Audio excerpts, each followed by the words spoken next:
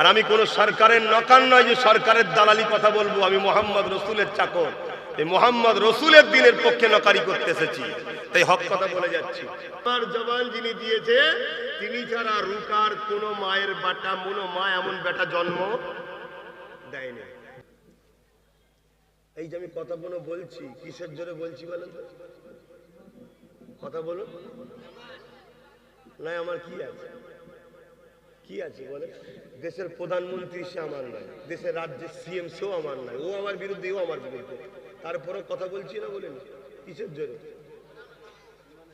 ইমানটা তাজা করো, এরা কিচ্ছু করতে পারবে না তোমার। শুনছেন না শোনেন না? কিচ্ছু করতে পারবে না। এদের হাতে ক্ষমতাটা কি? খুব জোর জুলুম করে হয়তো তোমাকে মেরে দেবে, তুমি তো মরবে না। যদি আজকে ডেট থেকে কালকে কেউ তোমাকে বেঁচে রাখতে পারবে, আর কালকে ডেট থাকলে আজকে কেউ মারতে পারবে না, ওটাও পারবে না। কথা মাথায় ঢুকলো? এটাকে মাথায় রেখে আল্লাহ ছাড়া কাউকে ভয় করবে না, আর নবীর প্রেম আদব হৃদয়ে ভরো, দ্বিতীয় কাউকে ফলো নয়। নবীর পক্ষে যে তাকে ভালোবাসে তার সাথে মেশো, তাকে প্যার করো, সেই আলেমকে সম্মান দাও। শুধু আব্বাস সিদ্দিকী কেন, হুজুরের বেটা কেন? যদি তোমার গ্রামেও নবীর পক্ষে কোনো গোলামা থাকে তাকেও কাঁধে করে লেখো, কেন সে নবীর গোলাম। কথা কিছু শুনছো? আর নবীর গোলামি যদি না করে,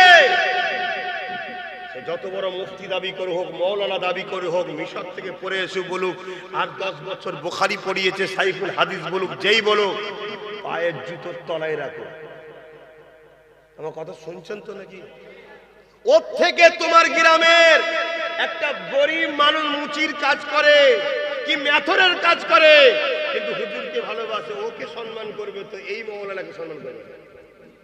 আমার কথা শুনছেন না? একমত হতে পারছেন? কারা পাচ্ছেন একটু আল্লাহকে সাক্ষী রেখে হাত তুলবেন, হাত লম্বা করে তুলুন। আলহামদুলিল্লাহ। যাদের ঈমান আছে তারাই তো হাত তুলবে, যাদের ঈমান নেই তারা তো চিন্তার মধ্যেই পড়বে যে কি বলছে রে বাবা, একটা আলেম আর মুচি।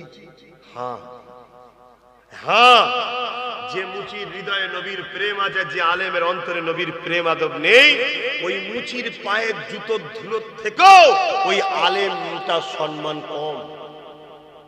শুনছেন তো নাকি? হ্যাঁ, এই আকীদা ঠিক করুন। আমাদের কাজকে 2 নম্বর স্রোতে নিয়ে যাওয়া হচ্ছে।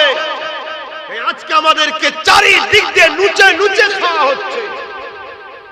কখন কে মাইকে দাঁড়িয়ে আমার মসজিদের বিরুদ্ধে কথা, কখন কে মাইকে দাঁড়িয়ে